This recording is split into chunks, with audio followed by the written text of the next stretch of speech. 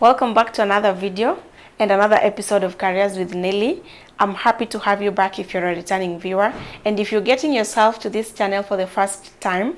In this channel I share content on personal, professional and career development to help you build a rewarding and fulfilling careers. So my name is Nelly, and in today's video I'm going to talk about the factors or the key things that I believe you need to consider whenever you're negotiating for a salary. So the reason I feel that this topic is quite important, guys, and the reason I decided to discuss it with you is because I encounter so many people that after getting into a job or after negotiating for a salary, they often come back and say that I feel I'm really being underpaid. They always come back and express dissatisfaction with their salaries. So I mean, this is actually something you can get to sort, or you can take care of at the point of negotiation. So it's important that you know exactly what it is that you need to consider when you're negotiating for a salary. So then after getting into a job, you don't have to regret, or you don't have to begin saying that you're being underpaid, or don't even have to quit prematurely because of feeling underpaid, or because the money that you're actually getting cannot be able to meet your needs. So that is what I want to share with you in this video. If this is a content, or if this is a subject that you'll want to get to learn more about, then I'm sure you'll want to stick around till the end.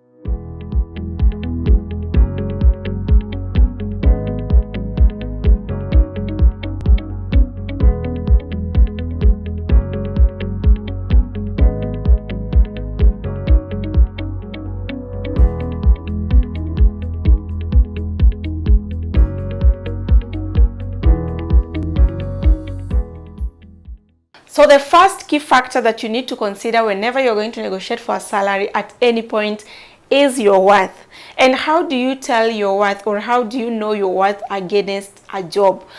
You need to assess what your worth is, and you need to always attach a value to what you believe you're worth. So in knowing your worth, you need to understand your level of experience. You need to understand the level of experience that job requires. You need to understand what are your key skills and what are your key unique competencies that you're bringing into the job. You also need to know, or rather you need to understand the number of experience that the job requires vis-a-vis what you have. So it is important that you establish your worth.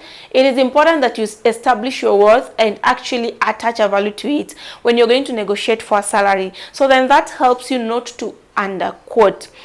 And it also helps you not to overquote, because also overquoting sometimes can lock you out, especially if the range is way below what you're looking for.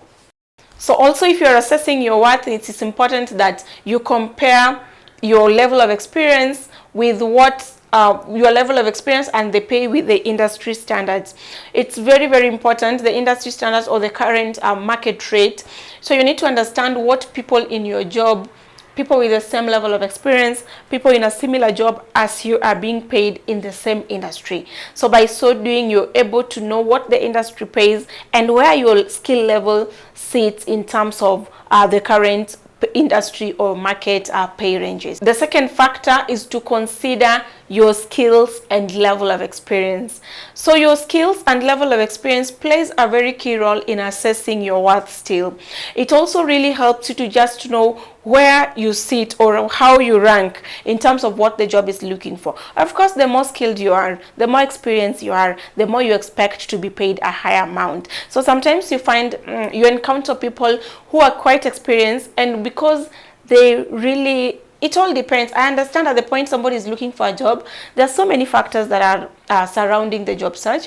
Maybe you're looking for a job when you don't have another, and that's completely different when you're looking for a job when you have another. The level of urgency is honestly completely different. Maybe you're looking for a job and you don't have another, and you have another source of income, or you don't have a job and you don't also have any other source of income. So all those factors, I understand they come into play, but assessing your level of skills and experience is really key, because it helps you, it also helps as the employer really to get the picture, or rather to get the value that you'll be able to bring. So here's a typical example. If the job is looking for 10 years of experience, or let me say if the job is looking for 5 years of experience and you have like 10 years of experience. So literally that shows that you are high above in terms of the experience levels that are required. So you also need to assess, or rather look thoroughly through the job description to identify the skills that the employer is looking for, and also have your skills inventory. And out if you have like 10, or you have like 5 out of, let's say they're looking for like 5 skills and you have even 7, or even you have 4 out of the 5 that they're looking for, or you have 6. So you can be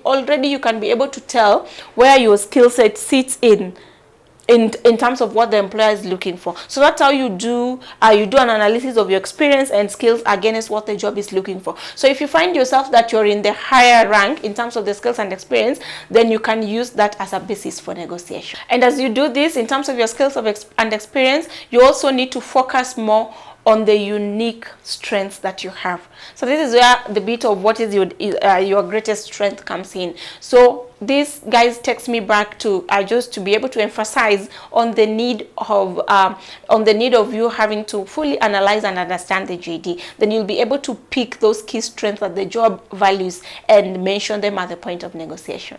The third factor you need to consider is understanding the job offer. And understanding the job offer goes beyond just the monetary bits, the pay, the gross salary, or the basic salary. Understanding the job offer includes you getting to understand what other incentives or perks comes with that job, what it is beyond the money that is in the job. So for instance, maybe have seen people go for lower salaries, but going for jobs that really have very lucrative or attractive non-monetary benefits. These will look like maybe paid holidays. They look like flexible working hours, the hybrid and remote work. They look like maybe longer leave days. They look like bonuses and all that.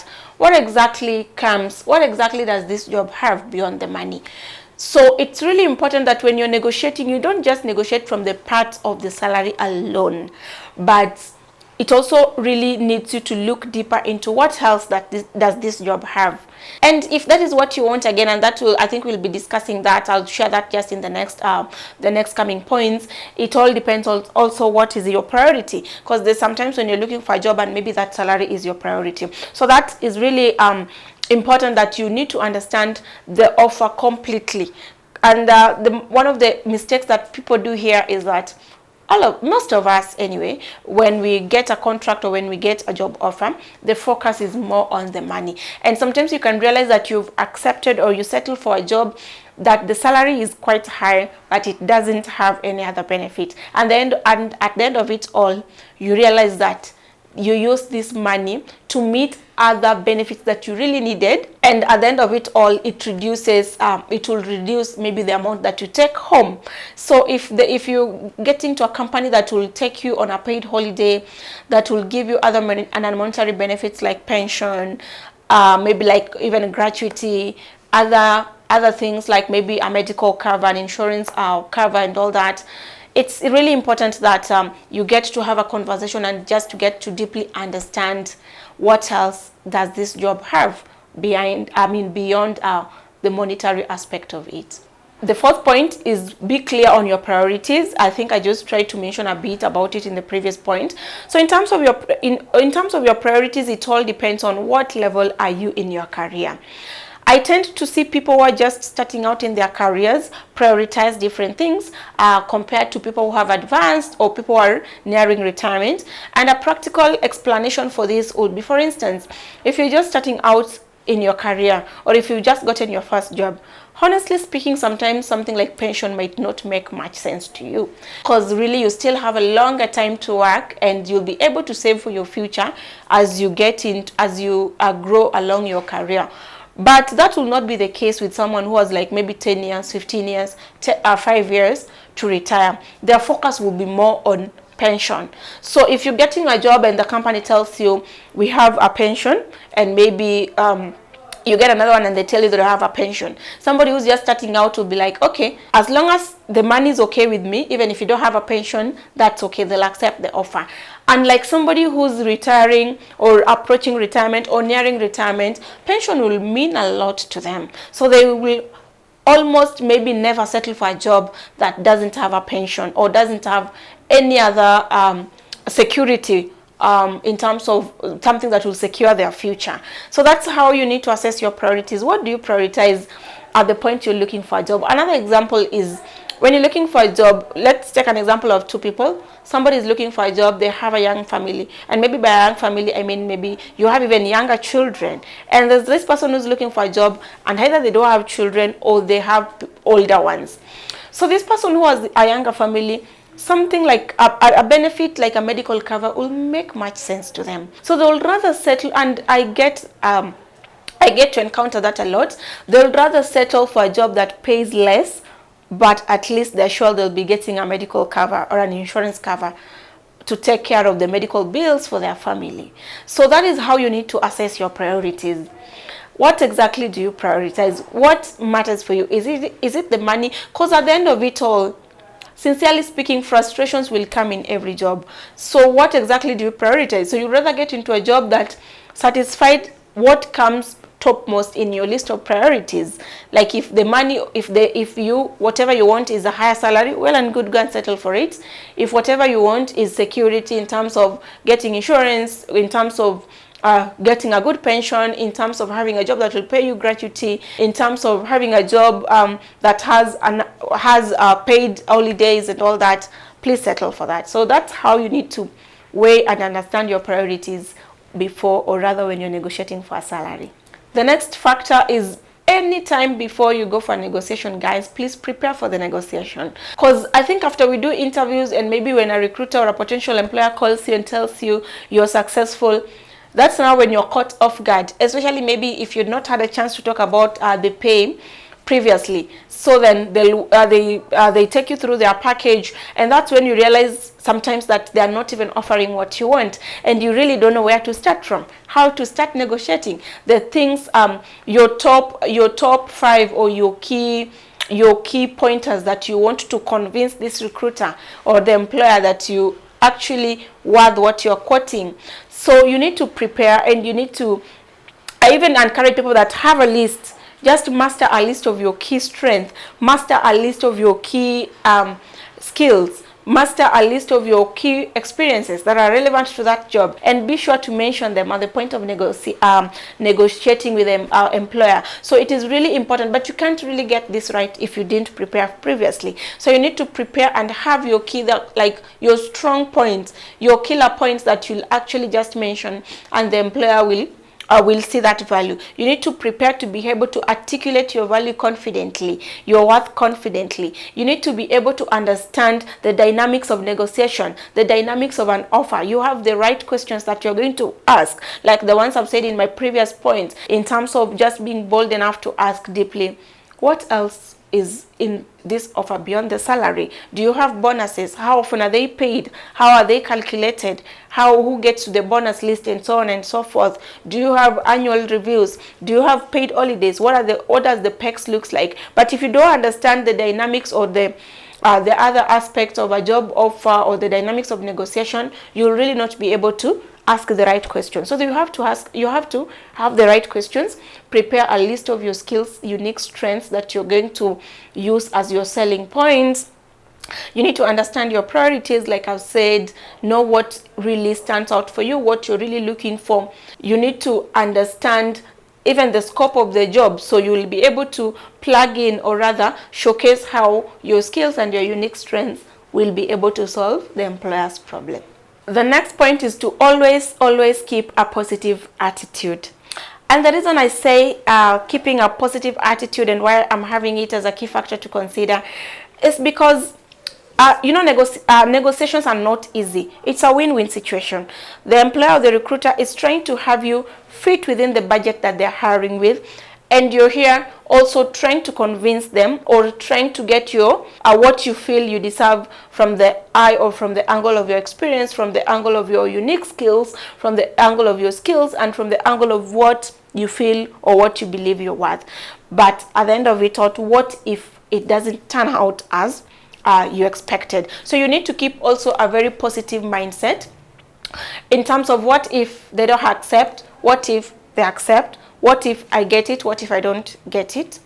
So you also need to just focus on getting ways to collaborate. For instance, get ways to get to a collaborative agreement, or rather considering other aspects, getting to a mutual agreement. For instance, if they don't, let's say you're going to do a negotiation, and you need to have an open mind that if they don't accept this way, and what are other options, you need to be willing to explore other options. For instance, an employer can tell you, okay, fine, if that is the much that you want to earn, then why don't we work, or rather why don't we get into an agreement where you work on a retainer basis and get commissions at the end of it all, or get bonuses for every sale that you make, or get bonuses for meeting sales target and all that. So you need to really have a positive mindset on how you're going to approach a negotiation. So at the end of it all, even if it doesn't work, even if your way doesn't work, you're able to explore other ways that will mutually benefit you, or you're able to take other options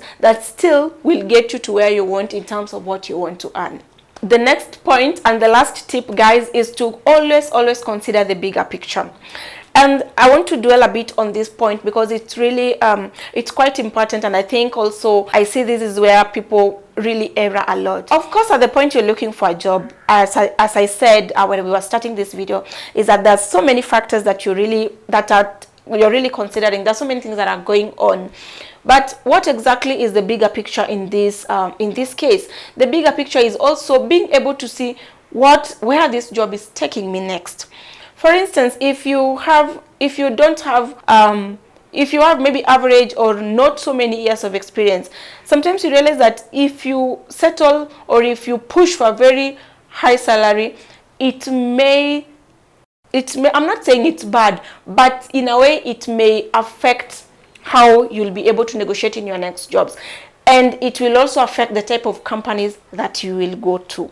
So if you push for a very high salary, and you're not very experienced in terms of the number of years of experience, it may really be very difficult for you to move. So sometimes you will even find that you want to move, but you can't move because, number one, very few companies are willing to pay that range. Or the next category that you can move to, maybe some managerial position, and technically you're not ready. So there are a lot of dynamics. So where do I want to go to in my career? Maybe if you're having a career plan, so you need to consider the bigger picture. Or even the other side of it, if you take a very lower salary, it will also maybe affect your move next. You may not get to the level that you want to get into, maybe in the next 1 year or in the next 2 years. So those are the dynamics that you need to consider. So looking at the bigger picture in terms of, well, if I settle for this, what will it lead to? What are the repercussions? What will it take me to the next level in my career? What steps will it, how many steps back will it take me? How many steps forward will it take me?